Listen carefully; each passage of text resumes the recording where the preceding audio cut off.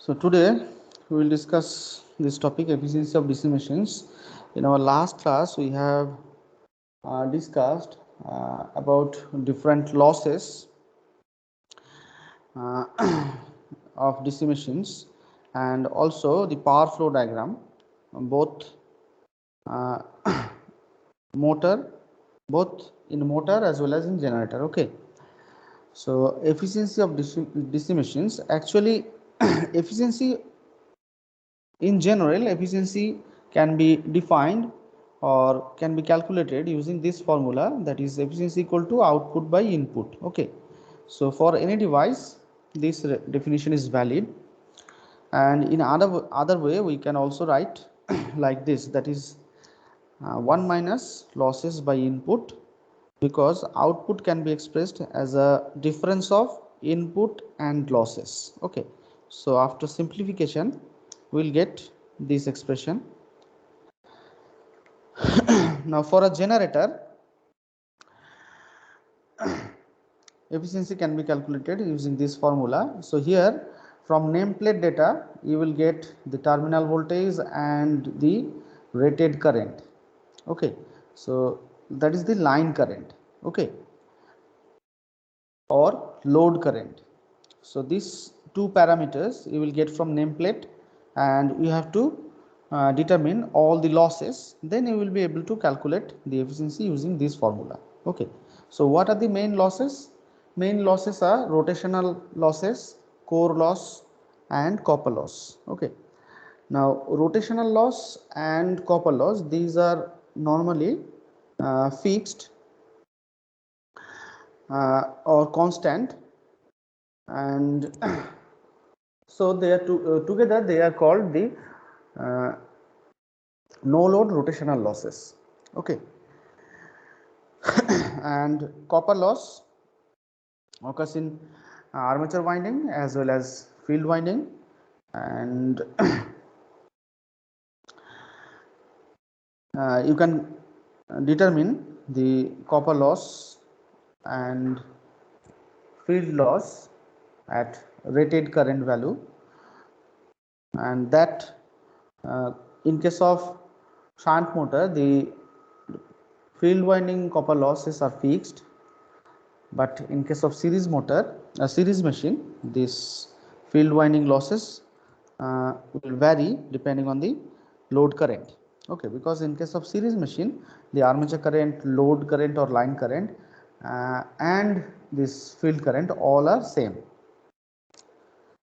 So putting all the values or the expression of different losses, we can get the expression for generator efficiency like this. Here Ia square Ra, that is the armature copper loss, VFIF, that is the field copper loss, and this W0, that is the no load rotational loss, means core loss and rotational losses like windage and friction loss.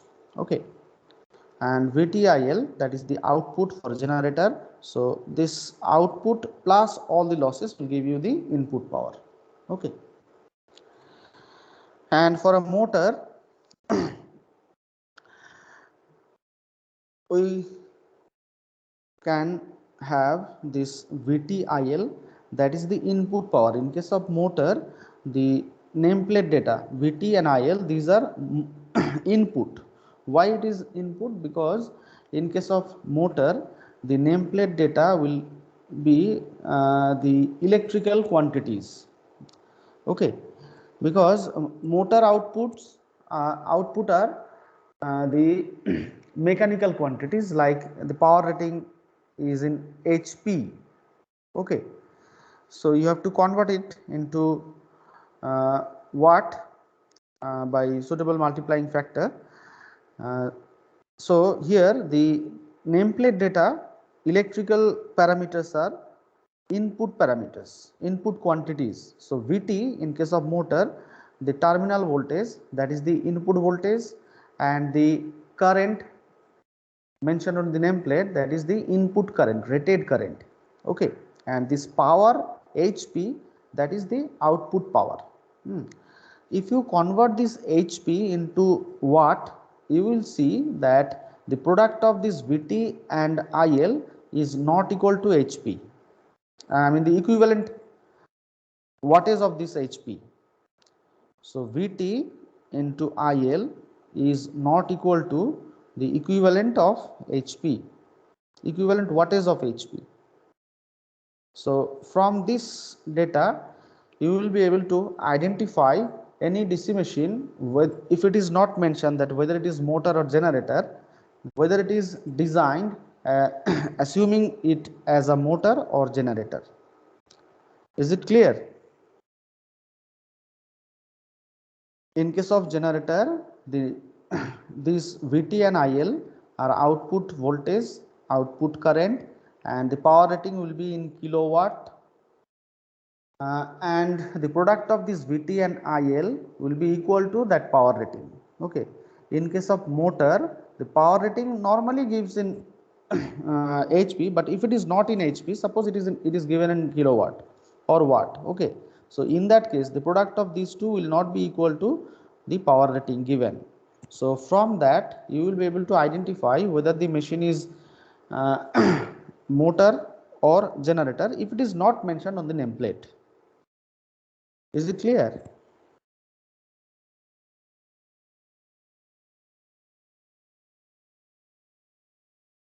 Anyone having any doubt?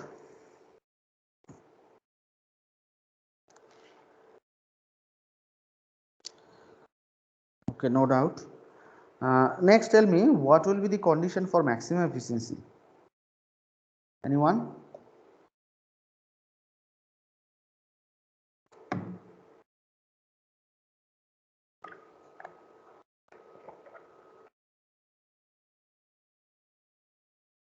Hello?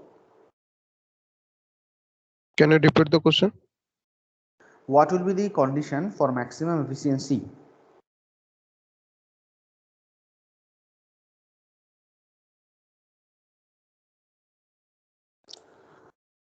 What was it for transformer? Copper loss is equal to core loss. Copper loss equal to ohmic loss. Copper loss and ohmic loss are same. So core loss. Core loss, yes. Loss equal to core loss. Yes. PCU is equal to PC or PI, iron loss. Okay. Now out of these two, which one is fixed loss and which one is variable loss? Core loss is fixed. Core loss and is fixed. core loss This one is fixed and this one is variable. So basically the condition is when the variable loss is equal to fixed loss, then you will get maximum efficiency. It is true for DC machine also. Okay. So now identify out of these three losses, which losses are fixed and which losses are variable. VFIF mechanical is fixed. Yes. So these two are very fixed loss and this is variable loss. So when these two are equal, you will get the condition for maximum efficiency. So condition for maximum efficiency is that IL square RA equals to VFIA plus W0. Is it clear? Yes, sir. If you differentiate this expression with respect to this IL, you will get this condition. Okay, but that is not required because you will not be asked to find the condition for maximum efficiency. You have to use this condition while solving numerical sums. Okay, you can try by yourself taking the derivative of this eta g or eta m with respect to IL. Okay. Okay, next is how to determine this efficiency of any DC machine. Okay, so there are different methods.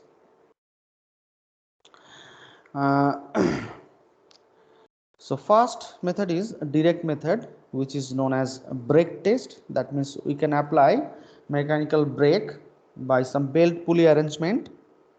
Okay, and we can calculate the efficiency. Next is indirect method, which is Swinburne's method, and the third one is regenerative method, which is also known as Hopkinson's method or back-to-back test. Okay. Direct method means this method is applicable to only smaller machines, because whatever input we are giving, we have to consume that input uh, as output power. Okay. And also there will be some losses, no doubt. So that means you will be requiring some load which will consume the output of the machine. Okay, so that means this method is applicable to smaller machines which will be requiring a smaller amount of load. But in case of larger machines where this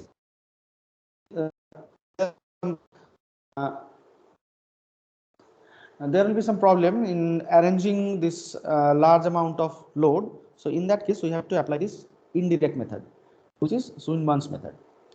And this regenerative method, this is a very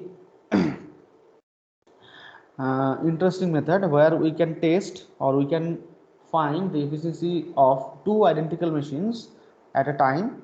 One will be acting as a generator and the other will be acting as a motor. And in this test, the motor which will be used to drive the generator, and when this generator will generate some voltage, that voltage will be fed back to the motor. That means the motor will drive the generator as well as the generator will drive the motor. Okay, so that is why it is called regenerative method. Now out of these three methods, the last two, that is number 2 and 3, are in your syllabus. So let us consider Swinburne's test first. So this is the circuit diagram.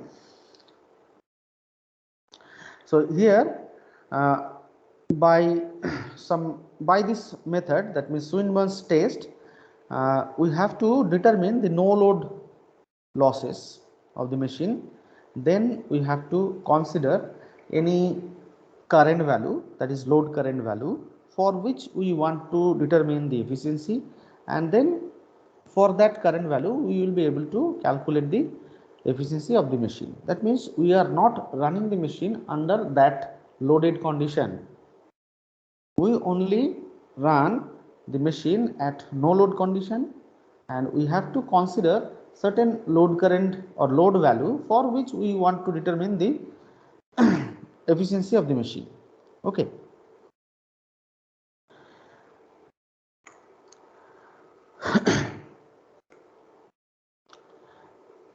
So here in this method, with the machine, whatever machine is given, either it is a generator or motor, it doesn't matter, we have to run it as a shunt motor.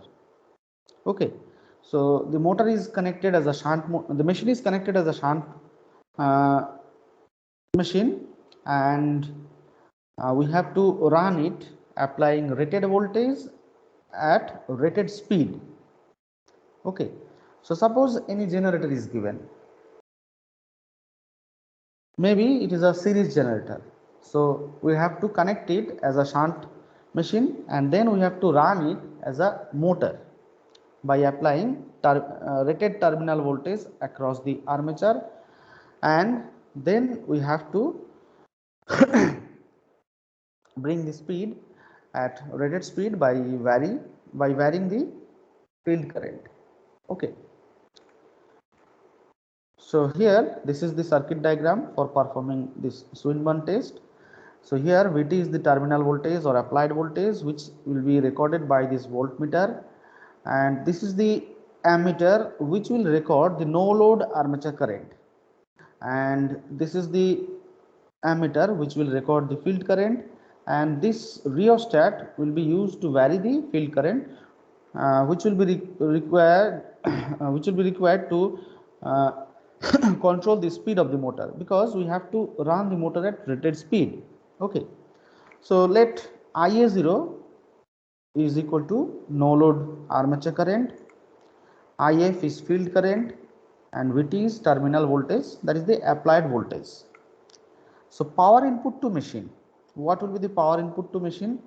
See, from this diagram we can see this is the no load armature current and this is the field current. So if you apply KCL at this point, so sum of these two currents will give you the line current or the current drawn from the supply. Suppose that is IL. So here power input to machine will be equal to VT into this current. So which is sum of IS0 and IF. So we can write power input to the machine is VT into IS0 plus IF. Is it clear? Yes, sir. So this is the input power. Okay. Now power taken by the armature or the power consumed by the armature only. What will be it? The terminal voltage, that is the applied VT voltage into across the armature, and this armature current, no load armature current, that is the power consumed by the armature. Okay. Now why this power is required by the armature? Because it has to supply the no load rotational losses, that is some amount of core loss and some amount of windage and friction loss. So no load rotational losses are denoted by the symbol W0, and also some amount of copper loss, because this load current IA0, it is obviously less than the rated armature current, but some current is flowing through the armature winding, so there will be some amount of copper loss. So that amount of copper loss is this. Okay, so these two losses will be supplied by the power taken by the armature, that is VT IA0. So this amount of power is actually equal to the sum of the losses, that is W0 and IA0 square into RA. Is it clear? Yes, sir.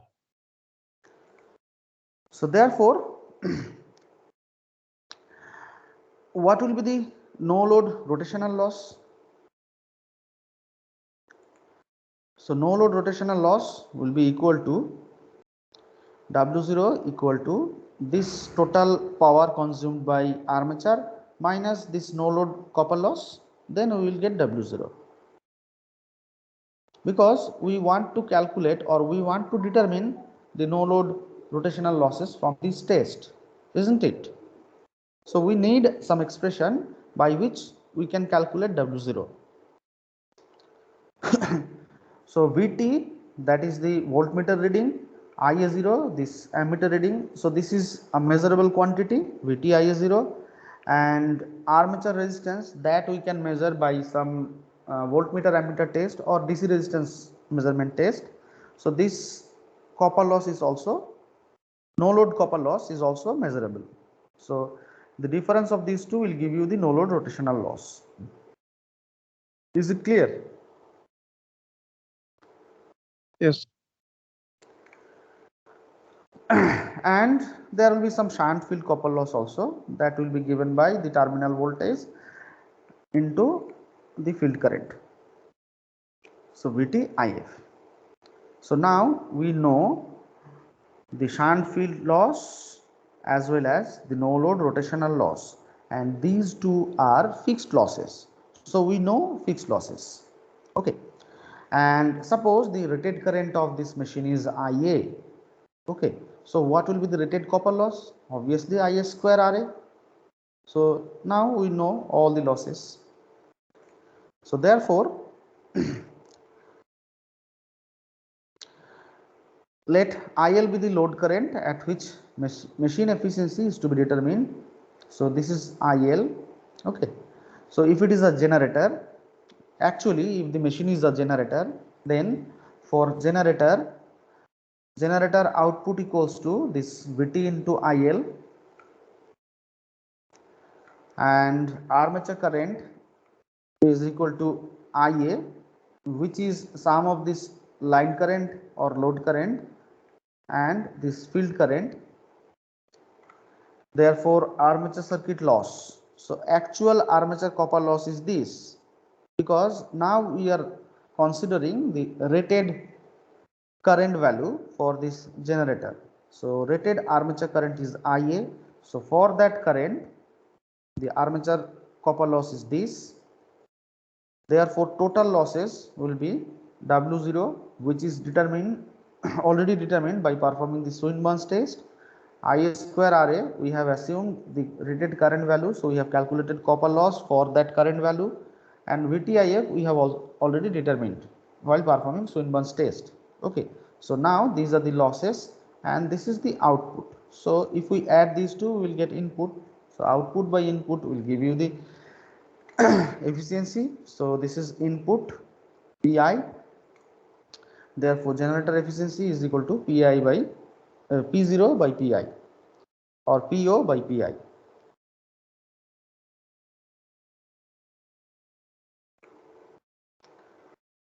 Is it clear? Yes, sir. Now, can you tell me one disadvantage of this method? Some of you have already performed this experiment, I think, in machine lab. Sir, it is only performable for no load test. So, yes, that is correct. But what is the disadvantage for that reason? What information you will not get?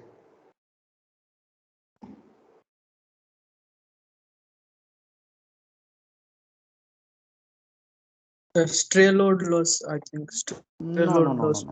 Stray load losses are not that important thing.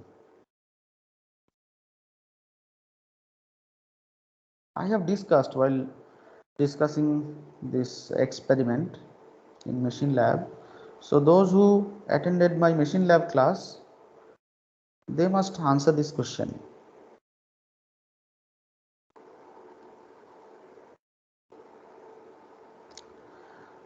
So see here we are Sir, not, yes, please. sir, we cannot find the separate losses like IARA, sorry, shunt loss and line loss separately. Why not? Here Because all the losses are written differently, separately, sorry. See VTIF, that is the field circuit copper loss, Ia square Ra, that is armature copper loss, W0, that is no load rotational losses. You can say core loss and rotational loss, that you cannot separate. That is one point, but that Sir, is also not very important. sir, it is not applicable for series motor. No, it is also applicable for series motor, because whatever machine is given, you have to connect it as shunt machine. Then you have to perform this experiment that I have already mentioned.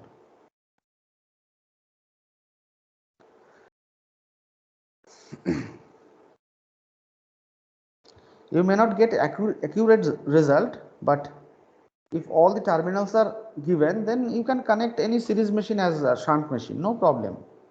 Okay, but some information you will not get from this Windage. test. W0, that I have already mentioned. W0 is equal to PC plus PW, windage and friction. So these two losses you cannot separate. That is one problem, but I am not asking that one. Okay, let me explain. See, you are running the machine under no load condition. Okay, so you will not be able to observe the performance of the machine at rated current value. That is one disadvantage. Another disadvantage is that you won't be able to observe the temperature rise of the machine, because you are running this machine under no load condition and no load current is very small. So there will be very small temperature rise. Okay, you will not be able to see the actual temperature rise of the machine if you run while the machine will be running under rated condition. That is the main disadvantage. Okay. Yes, sir. Got it. Okay, so the other problems are also true. You won't be able to separate this core loss and rotational losses, and it is exactly not applicable to series machine, because if you apply this method for series machine, you will not get accurate efficiency. That is correct, because these uh, field windings for shunt machine and series machine, they are their constructions are different. Okay, shunt field winding will have higher resistance value, whereas series field winding will have lower resistance value. Okay, so there will be some difference. That is true.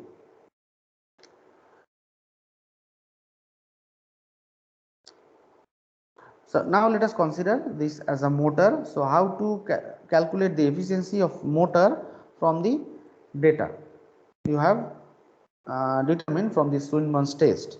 So for motor you are applying this voltage and this current. Okay, so this is the input here. So motor input is VTIL. So armature current is, you have to calculate applying KCL here. So armature current is IL minus ISH, or IF you can say. Okay, so here IA equals to IL minus IF. Armature circuit loss is I square RA. Total losses W0 plus I square RA plus VTIF, that remains same. And motor output is this input minus these losses, you will get motor output. Therefore output by input is efficiency. So motor efficiency equals to P0 by Pi, that is equal to this. So you can also write 1 minus this by this. Any question here?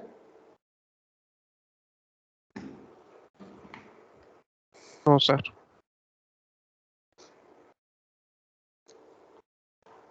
So that's all about this soon.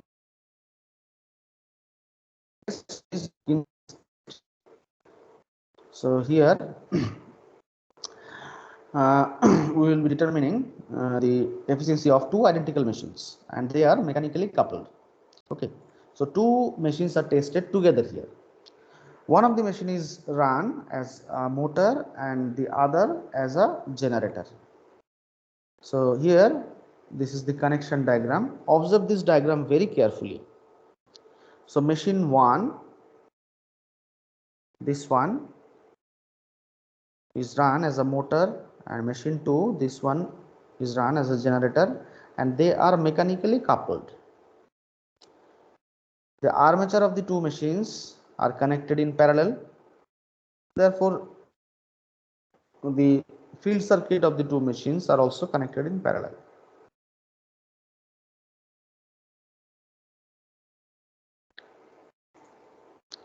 So this is a amplified view.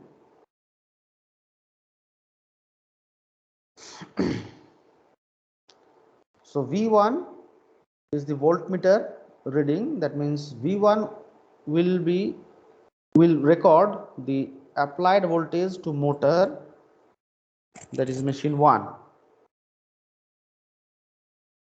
Okay. A1 will record the current drawn from the supply.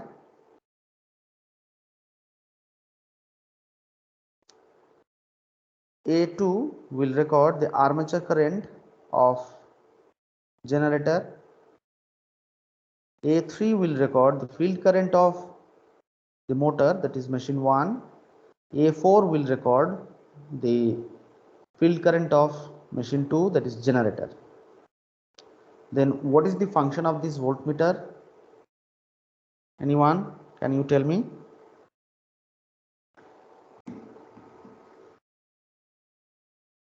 So difference between the voltage of two armature.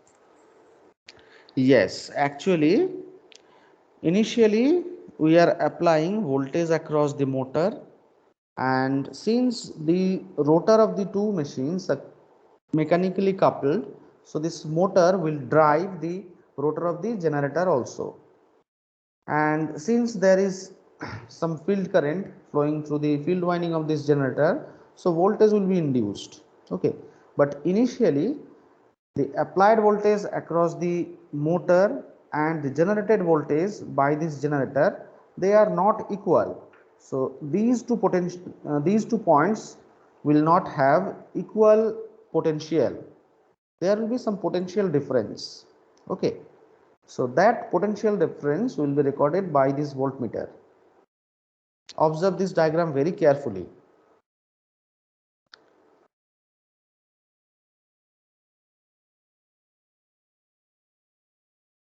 Okay, so now let us discuss the procedure.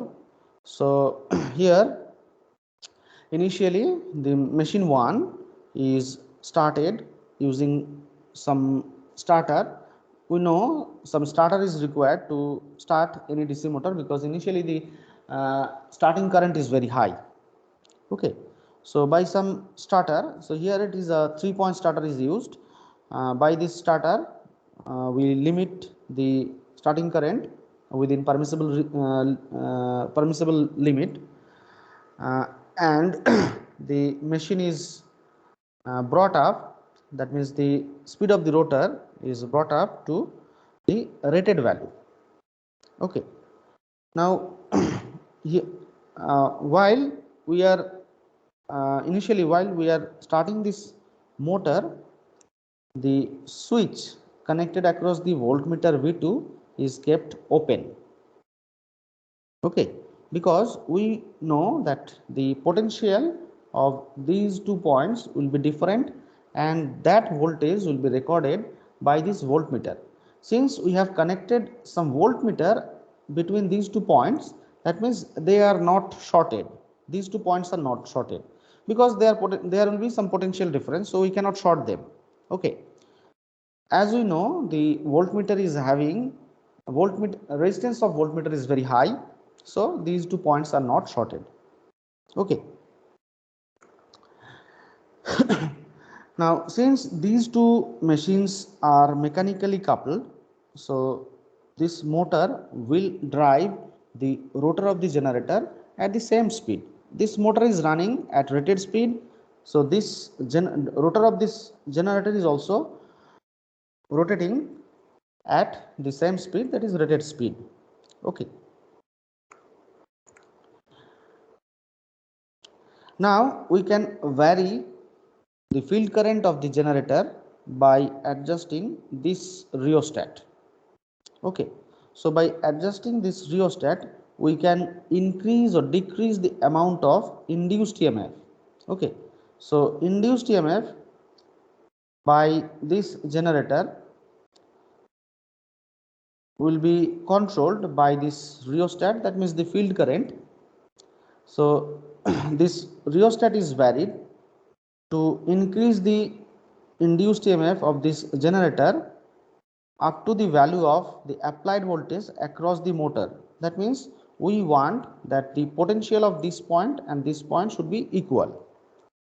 Okay, so when these 2 points are having equal potential, the reading of this voltmeter will be equal to 0. Okay, so when it is 0, we can close this switch. Is it clear up to this?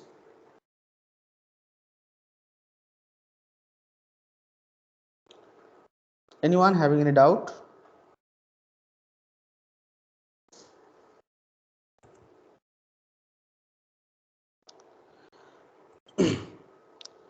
Initially, this Vt amount of voltage is applied across the motor starts rotating, and by varying this rheostat we can control the speed of this motor. So this, by varying this rheostat resistance value, we have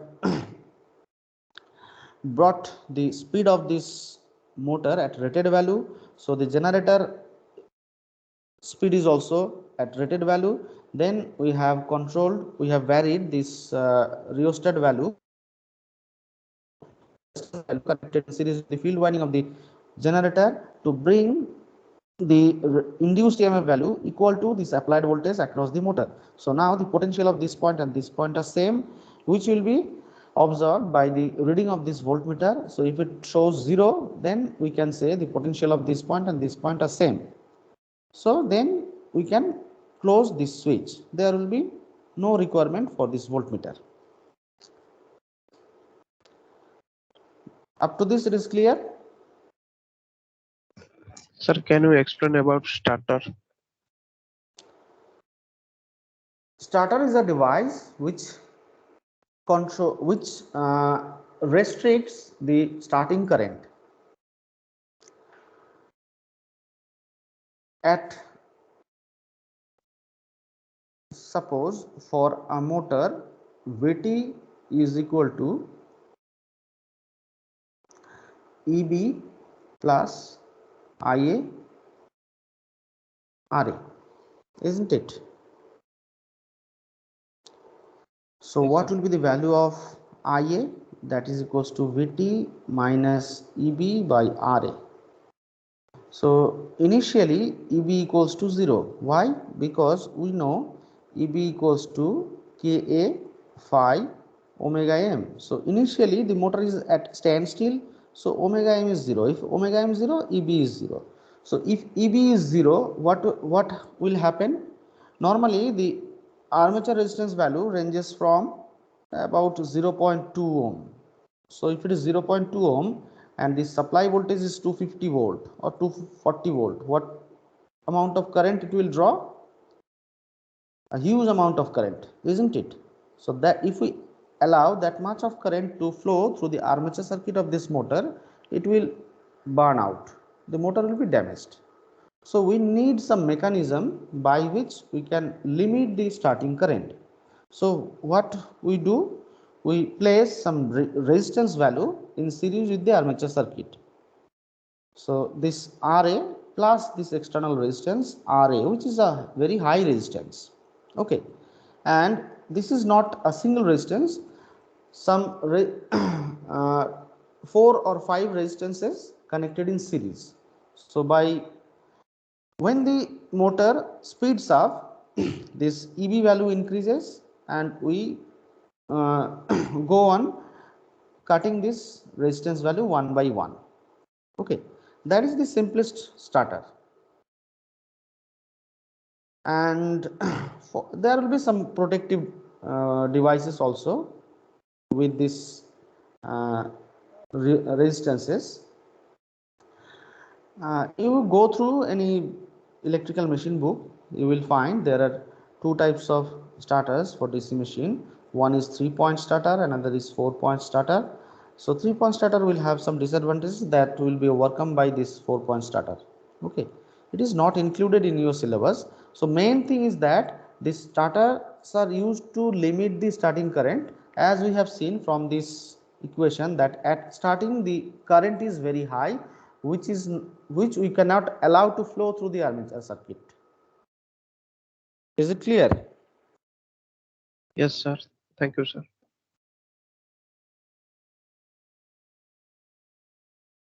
Okay, actually time is over, so we can discuss this method in the next class. So today up to this